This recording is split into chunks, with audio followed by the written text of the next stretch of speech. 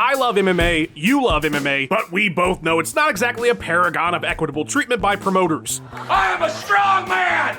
Anyone in this office, take a run at me! In fact, some of the stuff they do is downright diabolical, and today we're going to look at 10 instances of the most blatant and egregious abuses of power ever seen in the sport. I'm Tommy from MMA On Point, and these are the 10 absolute shadiest business tactics ever used by fight promoters. Number 10, switching venues. What do you do if the commission overseeing your event says that your headlining title fight can't take place because one of your biggest stars had an unprecedented PED test result that may or may not indicate that they should be suspended right after serving a 15-month suspension for PED use because all of this went down 2 days before Christmas? Well, you up and move your entire event to another state that will accommodate you, of course. Boy, I heard some whoppers in my time, but that tops them all.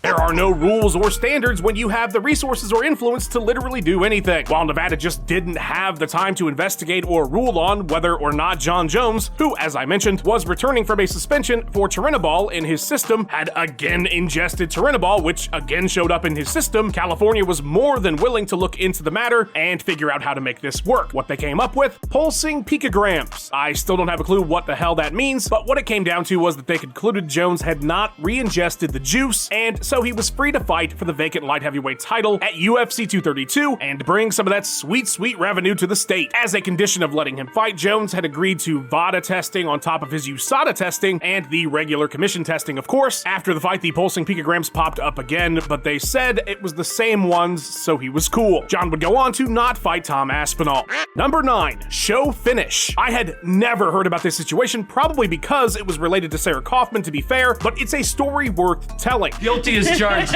with the stories. I feel bad for saying that about Kaufman. She was a fantastic fighter and a WMMA pioneer, but she was not very popular, did not have a popular style, and a very peculiar detail about her Strikeforce contract was revealed following her bout with Liz Carmouche in 2011 that I'm surprised wasn't a big ol' scandal. Again, probably because of who it was. As was the style at the time, Nevada, after an event held in their state, would disclose fighter purses. Kaufman, who won her bout, was shown in this disclosure to only have received $10,000 to show. Assuming it was some sort of error, several outlets reached out to Nevada about the payout and were told that Sarah's contract stated that she would only receive her win money if she got a finish, and so she was denied the $5,000 for a victory. That's right, a fighter in Strikeforce had a show finish contract. Where's the Dana's "that's fucking illegal" clip? That's fucking got coker. Okay, so it's probably not illegal, but I bet you as a bettor, You better not.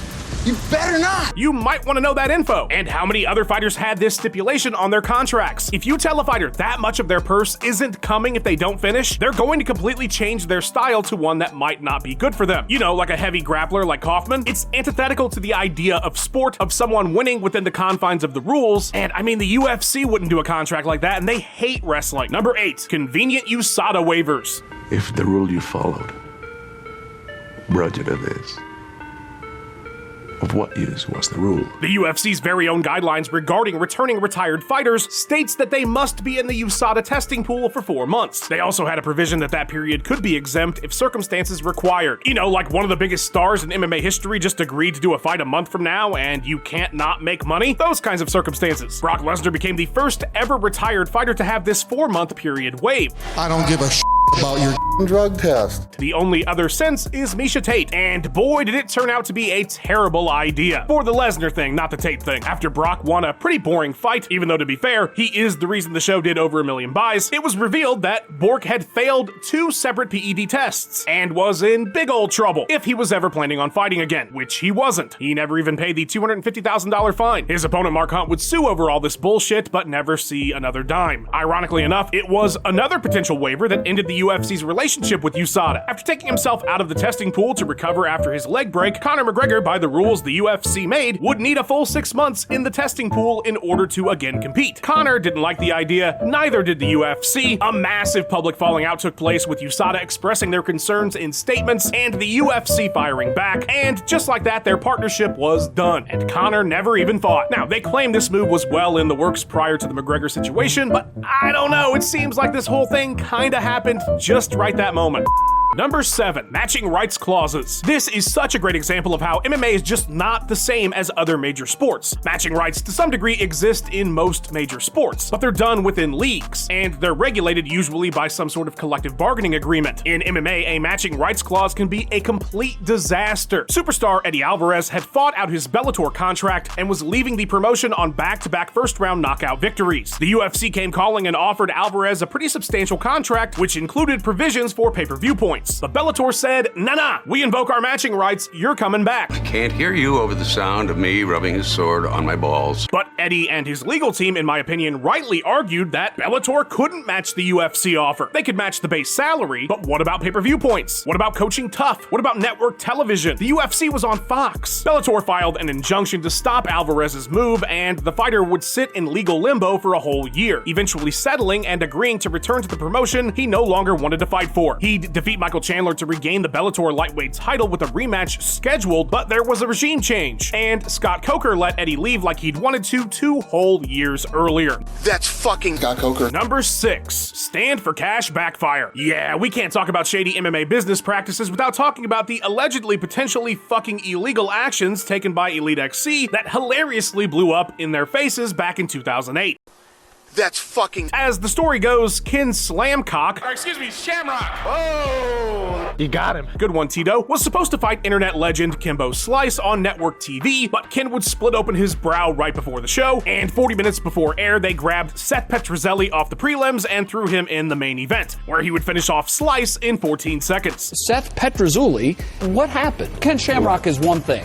Seth Petruzzelli is another. Did he really hit you that cleanly? Yeah, I mean, 14 seconds, wow. Where the story gets absolutely batshit is that the next day, Seth got on the radio and kinda sounded like he said Elite XC paid him extra to stay standing with Kimbo since he wasn't the best wrestler. I mean, it was obvious that that's why he offered me a knockout bonus. He was giving me the eyeball. I'm like, look, No. he thought I was gonna get knocked out. He didn't want me to take him down. He reminded me that Kimbo had bad. He's like, his knees are bad. I don't think I've ever said that before, actually. I don't think he wanted me to kick him in his legs or something. Inside information.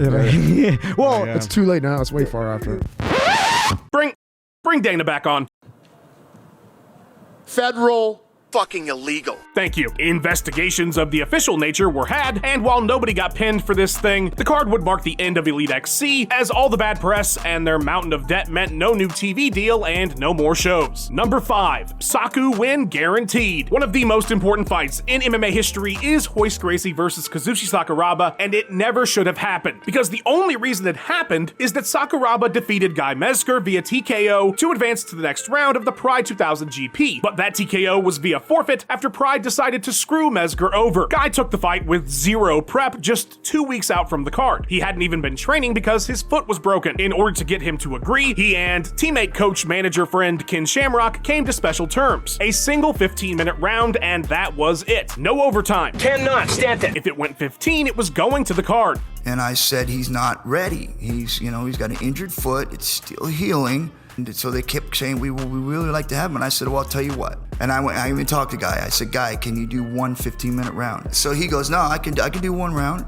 I said, if you want a guy to fight in this, I said, we'll do one round because he's injured. And they were like, okay, good. Oh, thank you so much. And normally I wouldn't have taken the fight, but to be honest, they threw so much money at me, I said, all right, I can fight any human being for that much money for 15 minutes. Well, it did go 15, and Guy Mezger was very clearly the winner. But the judges ruled it a draw, and the fighters were told to prepare for overtime. Instead of that, Ken Shamrock lost his shit and rightly told Mezger to walk, which he did, losing via retirement, even though he won the fight as agreed to in their contract. I was so angry that they literally blatantly lied right to my face. But Saku was the future of Japanese MMA, and they couldn't have him lose out before he got his big fight with Royce Gracie. It is one of the most blatant manipulations of a fight result you will ever see in your entire life. If this happened in a promotion today, people would be going to jail. Federal fucking prison. Pride officials did later apologize though, so it's no big deal. If you say you're sorry for the thing that you did that was wrong, it's totally okay now. Number 4, promoter managers. One of the key tenets of the Ali Act for boxing was that no manager could have a direct or indirect financial interest in the promotion of a boxer and vice versa, meaning that if you were both managing a fighter and also the promoter putting on fights for the managed client, you were now committing a federal crime. And it makes sense, right? If I'm the one that's supposed to be putting on fair events, if one of the fighters in a bout is my client as a manager and the other is not, I might be tempted to favor them. I might be tempted to give them better matchups. There are all kinds of issues that could arise. The Nevada State Athletic Commission also has something written into their bylaws that prohibits this very same relationship in MMA. The only difference being you wouldn't be going to jail for violating it, and it seems that it's never enforced. While the issue is probably more prominent on the regional scene, perhaps the greatest example of this conflict of interest was Ali Abdelaziz's tenure as a matchmaker and VP for the World Series of Fighting. You probably know Abdelaziz as one of the most prolific managers in the entire sport through his company Dominance MMA. How's Noah? Well, he was just as prolific when he was making fights for WSOF, and the promotion had a ton of his clients. Ali, how do you feel about all your matches that you made tonight? How do you feel about the card in general? Like I told everybody, it's going to be some great night of fight, especially Melvin and Justin. When INSAC started raising concerns about their relationship, WSOF's new CEO parted ways, quote unquote, with Ali, thus removing the conflict of interest from a technical standpoint. You know, technically, you know, the management company is my wife's name, but some law is going to get passed next year. And I could still do both, but I think at this moment, it is a conflict, you know. And, whatever I did in the past, I'm proud of. I have nothing to be ashamed of. If I was a bad person, in this management game, not manage guys like Renzo Gracie, Frankie Edgar. But Abdelaziz's close relationship remained with the promotion up through its change to the PFL, where concerns have still been raised about his involvement and favoritism. It's a pretty massive rabbit hole, but the period in which he served in the official capacity of an executive for WSOF, like I said, would have been a federal crime if this was boxing. Even if nothing shady happened whatsoever, just the very existence of the relationship would have been a crime. Number 3, Zuffa's questionable contracts. This one is ranked so high simply for how prolifically it's practiced. As a result of the antitrust lawsuit against the UFC going far enough for discovery, a whole bunch was learned about the promotion's contracts and business practices. And let me tell you, there's some pretty bad stuff in there, like how many ways they could extend your contract. An extended contract gives the UFC more time before they need to offer you another fight, and that means you don't get paid if they don't offer. Injured 2 months? That's 8 months extended. Refuse a fight? That's 6 months. Win a title? We got you for another year. Defend your title? That's a year as well. It's not just the extensions though, it's how they're used. For example, John Fitch in his deposition talked about how fighting out your contract is nearly impossible because if you don't re-up before your final fight, which is when they offer, they can wait you out for as long as they've got you under contract. Even more insane, the options clause would let them just re-up your contract for a full year and 3 fights automatically if they chose to. And they could do this 2 times in a row, meaning if you wanted to leave but the UFC did not want you to, they could keep you 2 more years and you could do nothing about it. And if you refuse fights during that period, it gets extended even longer. And if you do manage to leave, you'd get the Joe Silva special. In emails uncovered during discovery, Silva explained in reference to a situation with Nick Diaz that he would place a leaving fighter on the prelims against a really tough opponent, essentially damaging their market value. And this stuff is the tip of the iceberg. I haven't even gotten into likeness rights or the lack of sunset clauses for retired fighters. If you're really interested though, I did several videos on the antitrust lawsuit, so go nuts. Now, it should be noted the UFC isn't the only shitty contract having show in town either. We've already talked about some others, but like One Championship and the PFL have both recently been scrutinized for shelving fighters for extended periods of time. Chances are if you're a fighter, you're getting screwed over in one way or another. Number 2, gunpoint negotiations. This may come as a shock to you, but there's pretty substantial evidence that Yakuza factions may have been intimately involved with Pride Fighting Championship. Flippity gibbet! I know, it's a damning revelation, but one that's incredibly common knowledge now in large part because of one man, Miro Mijatovic. Miro is credited with blowing the lid off the whole operation, spending 2 years working with Japanese authorities on the matter, and more importantly, Japanese media to expose the ties between the crime syndicate and Pride FC, eventually leading to Fuji TV dropping the promotion after front page stories exposed the corruption. The Fourth Estate doing stuff. Without a TV deal, Pride FC was deader than Poetan's soul, and and would be forced to sell to the UFC. The inciting incident that led Mijatovic on this journey to take down the biggest promotion in the entire sport, being held at gunpoint by mobsters and being forced to re-sign Fedor to the promotion. Yep, that will motivate somebody. As the story goes, heavyweight champion Fedor's contract was up for renewal in 2003, and manager Miro got the Last Emperor a slot on the Inoki Bumbaye New Year's Eve card. Given the competitiveness of the market at the time, this was a solid move to leverage more cash for Emelianenko. If you know, Pride wasn't run by Yakuza. Rather than come up with enticing enough terms to get Fedor back for more fights in Pride FC, the promotion held Miro hostage until he inked the new deal. I gotta hand it to him, pretty effective business strategy. I'm sure they had no idea it would lead to the entire collapse of Pride 3 years later, but hey, pretty solid move at the time. Number 1, fake UFC mob-backed event. Yeah, so there's shady tactics, and then there's this story. There is not a single complete video copy in existence of the first ever International Fighting Championship event from 1996, a single-night tournament that was won by Igor Vovchanchin, and that is because the Russian mob has the master recordings. Let me tell you about a guy named Buddy Albin, manager, fight promoter, and by accounts from the time, a generally shady figure in the earlier days of mixed martial arts. Buddy was the alleged mastermind behind the alleged fixed fight between Oleg Taktarov and Anthony Macias at UFC 6, both fighters he was managing. As the story goes, for that first ever IFC event, Albin headed to Ukraine and convinced the Russian mob that he owned the international rights to UFC events, so they should finance his show. They believed him and gave him the money to put on an event. Even though his logo was just a UFC ripoff and he didn't even call it UFC, it was Ultimate Warriors Federation. The power of the Ultimate Warrior is totally out of control. Hilariously, actual UFC owner Bob Meyerowitz got wind of the shenanigans and called Buddy up to let him know that he'd be suing his ass if he didn't take his logos off of everything. So right before the show, Albin had the logos spray painted over. Shockingly, the event went well. The card, by all accounts, was fantastic too. It was so good, in fact, the mob told everybody they'd be staying to put on another card. Against their will. For free.